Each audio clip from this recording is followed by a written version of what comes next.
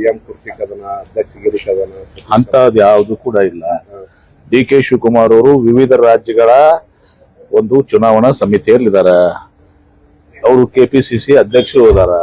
ಹೀಗಾಗಿ ಡೆಲ್ಲಿಗೆ ಹೋಗಿ ಮುಖಂಡರನ್ನ ಭೇಟಿಯಾಗುವಂಥದ್ದು ಸರ್ವೇ ಸಾಮಾನ್ಯ. ಇದು ಅದರಲ್ಲಿ ಏನೋ ವಿಶೇಷತೆ ಮಾಡುವಂಥದ್ದಿಲ್ಲ. ಮತ್ತು ನಾಯಕತ್ವ, ಇನ್ನಿತರ ವಿಚಾರಗಳು, ಮಂತ್ರಿಮಂಡಲ, ಯಾವುದೇ ವಿಚಾರಗಳು ಇವತ್ತಿನ ದಿವಸ ಅವೆಲ್ಲವೂ ಕೂಡ ನಮ್ಮ ಕಾಂಗ್ರೆಸ್ ಪಕ್ಷದಲ್ಲಿ ಪದೇ ಪದೇ ಹೇಳ್ತಾ ಇದೀವಿ.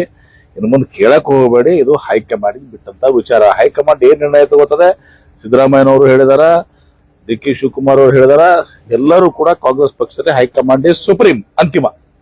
ಹೈಕಮಾಂಡ್ ಅವರು ಇಷ್ಟೆಲ್ಲ ಎಷ್ಟು ಸಲ ಹೇಳಿರ್ತಾವ ಬಲವಾದ ನೀವು ಸಲ, ನೀವು ಮಾಧ್ಯಮದವ್ರು ನಿಮಗೆ ಬರ್ತಾವ, ಬರೀ ಒಂದೊಂದು ಡೇಟ್ ಕೊಡ್ತೀರಾ, ಅವತ್ತು ಆ ಡೇಟ್ ಈ ಡೇಟ್ 20 ಡೇಟ್ ನಿಮ್ಮೂ ಆಗಿದಾವ್. ಇಲ್ಲಿ ಇಷ್ಟೆಲ್ಲ ಡೇಟ್ ಹೈಕಮಾಂಡ್ ಒಂದು ಪೂರ್ಣ ವಿರಾಮ. ಅದು ನಿಮ್ಗೇನ್ ಸಂಬಂಧ ಇದಾವೆ? ಹೈಕಮಾಂಡ್ ನಮ್ಮ ಹೈಕಮಾಂಡ್ ಅವ್ರಿಗೆಲ್ಲ ಗೊತ್ತಿರ್ತದ. ಅದು ಸತೀಶ್ ಜಾರಕಿಹೊಳಿ ಎಲ್ಲಾ ರಾಜಕೀಯ ಪಕ್ಷಗಳಲ್ಲಿ ಸಮಸ್ಯೆ ಇದ್ದಾಗ ನಮಗೂ ಸಮಸ್ಯೆ ಇದಾವ. ನಿಶ್ಚಿತವಾಗಿ ನಿಮ್ಮ ಮನ್ಯಾಗ ಇರ್ತಾವ ಸಮಸ್ಯೆ ಅನ್ನೋ ರಾಜಕೀಯ ಪಕ್ಷದಾಗ ಇರ್ಲಾರ್ದ ದೊಡ್ಡದಾದ ಎಲ್ಲ ಪಕ್ಷದಲ್ಲಿ ಇರ್ತವೆ. ನಿಮ್ಮ ಮನ್ಯಾಗ ಇಲ್ವಾ? ನಮ್ಮ ಮನ್ಯಾಗ ಯಾವ ಸಮಸ್ಯೆ? ನಿಮ್ಮ ಮನ್ಯಾಗ ಇಲ್ವ ಸಮಸ್ಯೆ? ನಾಲ್ಕು ಕಡೆ ಬಗೆಹರಿಸ್ತೀವಿ. ನೀಗೇನು ಮಾಧ್ಯಮದ ಮುಂದೆ ಮಾತಾಡೋದಿರ್ತದ? ನಮ್ಮಲ್ಲಿ ಏನೇ ಸಮಸ್ಯೆ ಇದ್ರೆ ಹೈಕಮಾಂಡ್ ಅದೆಲ್ಲ ಗಮನಿಸ್ತಿರ್ತದೆ. ಹೈಕಮಾಂಡ್ ಅದ್ 4 ಕಡೆಯಲ್ಲಿ ಅದನ್ನ ಬಗೆಹರಿಸ್ತಾರ. ನೋಡ್ರೆ, ಇನ್ನಷ್ಟು ಸುದ್ದಿಗಾಗಿ ನಮ್ಮ ನ್ಯೂಸ್ 11 ಕರ್ನಾಟಕ ಚಾನೆಲ್ಗೆ ಲೈಕ್ ಮಾಡಿ, ಶೇರ್ ಮಾಡಿ, ಸಬ್ಸ್ಕ್ರೈಬ್ ಮಾಡಿ.